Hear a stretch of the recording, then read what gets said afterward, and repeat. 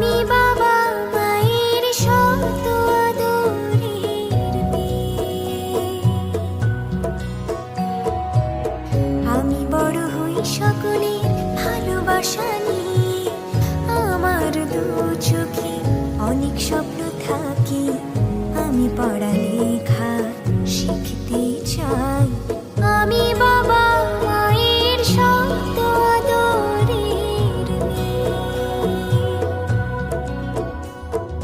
যদি চার দেয়ালের মাঝে কাটি সারা জীবন, তাহলে থাকবো শুধু বোঝা